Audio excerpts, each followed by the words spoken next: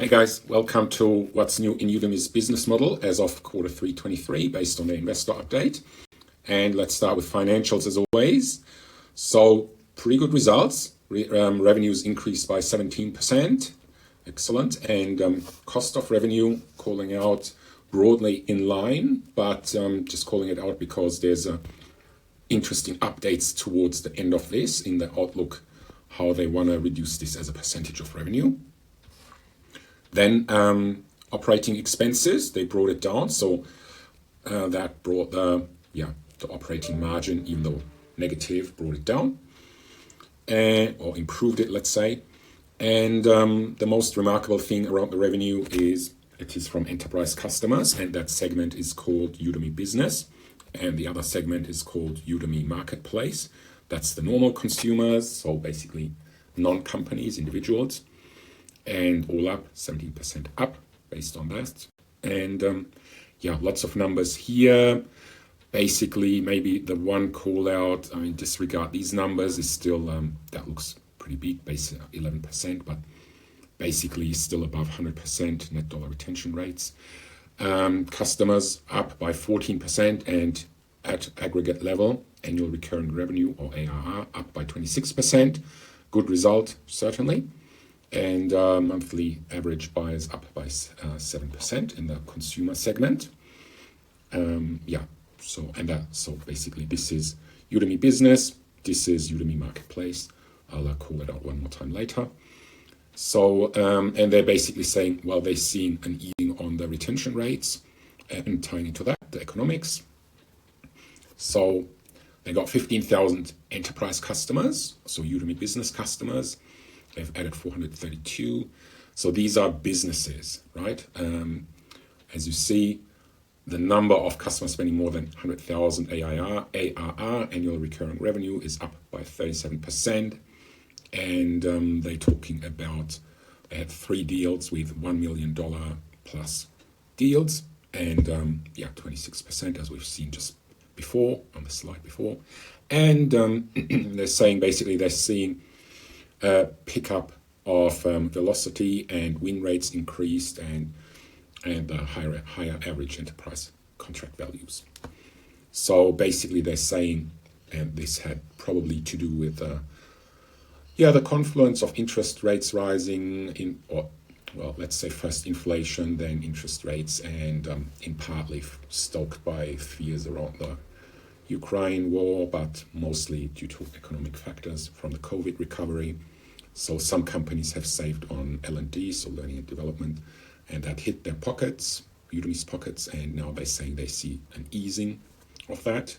The marketplace, so the individual buyers, they're saying 34 million average unique visitors and 3 million learners, so almost 10% conversion rate, and a total of 67 million learners, which is an 18% year-on-year increase. And supply side updates, 5,000 new courses and 60. So this is very important. It's not just about adding courses.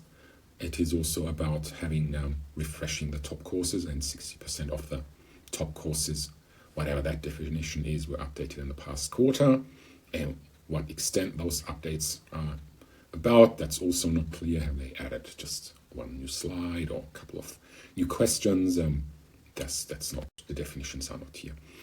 In any case, so they are basically betting that they are saying it's too soon to call it a bottom, but they are seeing signs of recovery, and their customers, and here they're mainly talking about business customers, beginning to ease their budgetary constraints.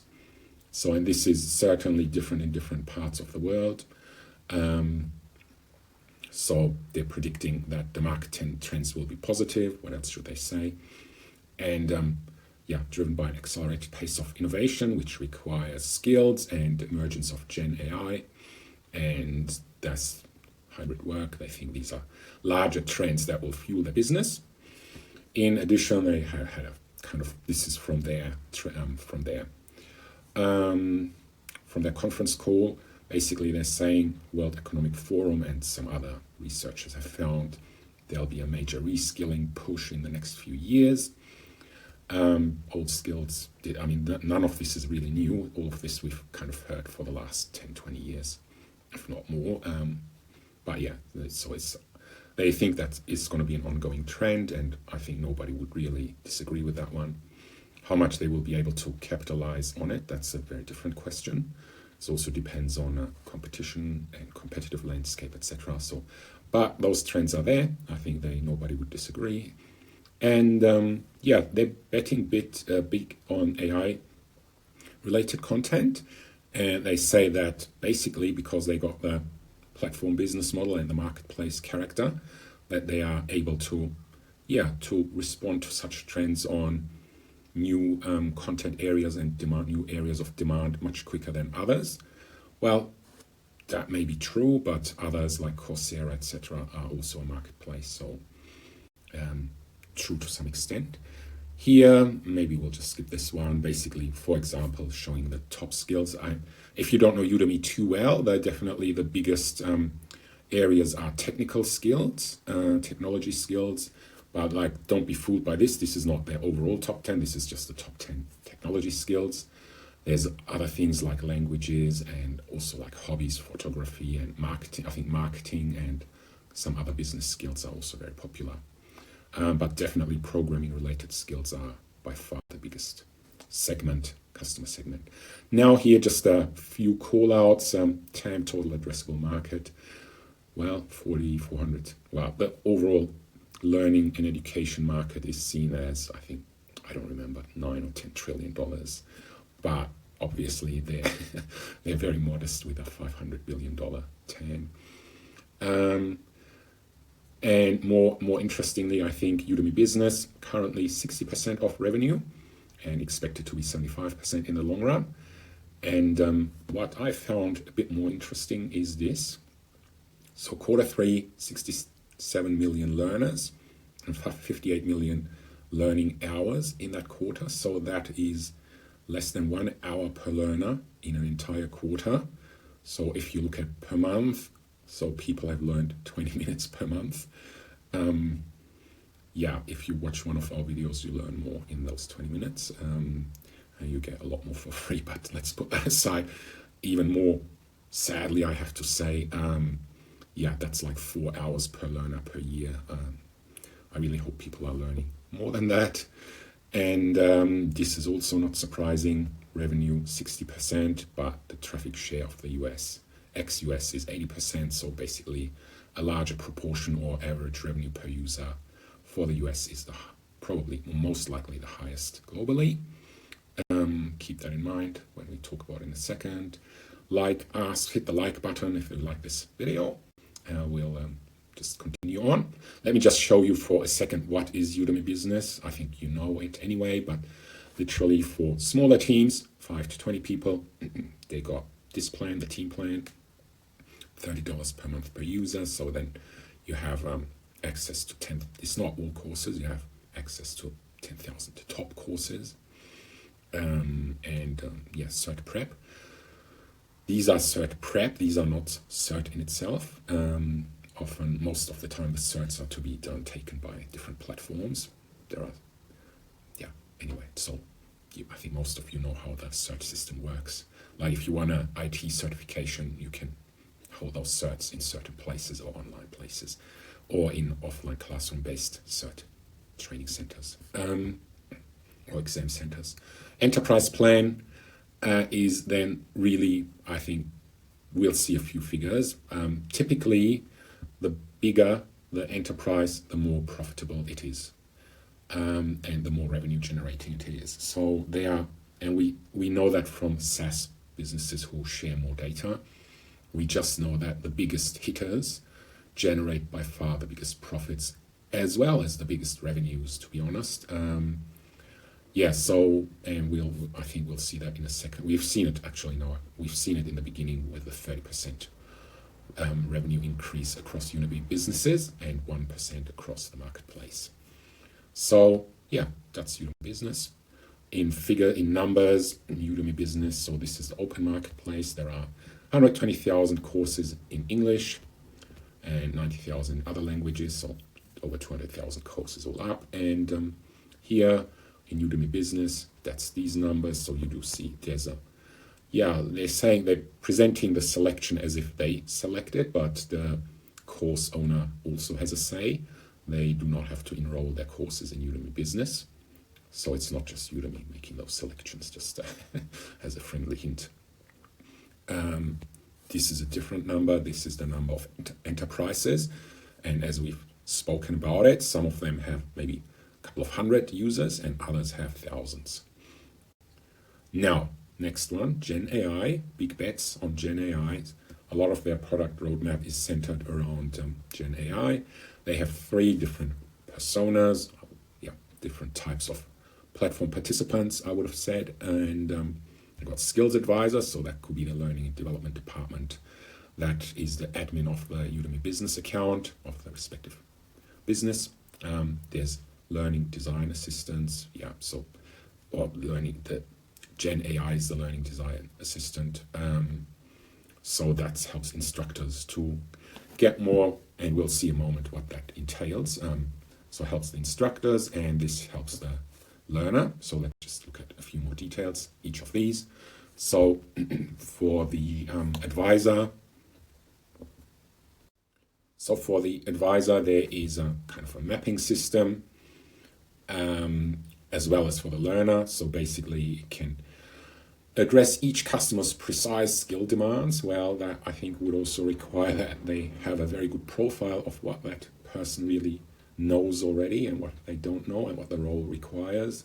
So I will just be open and say that's a bit of an overpromise unless the person is really willing to put a detailed profile of their job, their role, as well as their skill base. So in any case, that's the ambition, and that's okay to have that ambition. That could end up that many of the learning paths are very similar. And some people may say, okay, I already know data science, so I'm not going to do that, but I'm going to do this, and so on. Again, for learners, guiding based on Gen AI, and one can imagine if they got good solutions in that space, that it can be very, very helpful. It can help with precise skills. It can help with, it's got smart search capabilities, which is good because the generic search capabilities always, like from my own use, always tend to end up with listing the most popular courses on top. And whether that's really what the individual needs, that's very, very, questionable, I would say. So this could be very useful if they can do that well. And it includes bite-sized micro-learning opportunities. So micro-credentials are quite popular. So there's certainly a lot of potential in this space. It always depends how they manage to implement these things. And for instructors, so basically some areas are like supporting with kind of responses to learner questions. And it is true that if a learner asks a question, they don't want to wait an hour, a day, or a week. If they get it on the spot, they will certainly be more engaged. And there is no doubt about that. And AI certainly, good Gen AI can certainly do a great job there by looking through the transcripts, etc. And interactive materials, that also, once again, so very conceivable that it can help with that. And if you want to learn our course, it's not on Udemy, sorry. We have our reasons. Go to our own store and you can find a course there that also explains Udemy and Coursera and among all sorts of other businesses. Business model update. So this is the big thing that I've foreshadowed in the beginning. So the biggest share of their variable or direct cost or cost of revenue is certainly what they have to pay to the instructors or the course owners. And for the marketplace courses, that's 37%, used to be 50%, used to even be higher than that, but it's 37%, and even that then gets reduced with all sorts of other things. What you think about it. And if you're wondering why our courses are not on Udemy, then you just need to look at that number. And for subscription, that's even 25%. And and here they're basically saying their grandiose plan to improve their cost of revenue is to reduce this. they find a justification in that currently the payment pool has grown at a very fast rate. That may be true, and then they say they will invest to make the overall product and capabilities better of the platform with Gen AI capabilities, and they will invest in brand building. So that justifies that this 25% then will go to 20% as of January 1st, then followed by 17.5% in a year, and then 15% in 2026. And therefore their gross margin will grow, and this will be the main driver for it. So yeah, the question always is, we are certainly the most detailed on the platform business model, digitalbusinessmodels.com. It will always be the question what that will do to the supply side. It is already very noticeable that there are a few big winners, as is in many of the unbalanced platform business models, I would say. And Udemy is no exception to it. The winners take most of it, but if you look at instructor earnings, even the top instructors with hundreds of thousands of students make 4,000 to 5,000 with their top courses a month. Whether you'll get the best people, that you can ask yourself that. Coursera is also somewhat similar. They got more universities, and what the universities do there is they got a lot more universities there. They got much more professional instructors there. And what those people do is they just put the entry-level content on Coursera. And they then they provide that. It's an ancillary revenue source, but they mainly want to get people onto their own websites and their own LMSs, learning management systems and course systems, as well as even into their classrooms. And that's how they kind of work with these platforms. So undoubtedly, I looked into some of the programming cert prep courses. They're done very well, very professional. You'll find a lot of good stuff there. But if you want university content, and kind of the top-notch uni content, I'll be honest with you, you're not going to find these. And with kind of these incentives, that's just not going to happen. And that's not necessarily a problem. There's still a lot of learning opportunities, and pretty decent instructors will be joining, even for those types of earnings. And growth strategies. So that was my own commentary. It's not investment advice, I'll say that up front. It's just observation and personal opinion. So growth strategies, very clear. Expand, grow Udemy business, land and expand strategy. It's more a playbook than a strategy. So basically, once you have a foothold with your sales personnel, you try to upsell them, try to get more users and try to get more courses, etc. So that's one.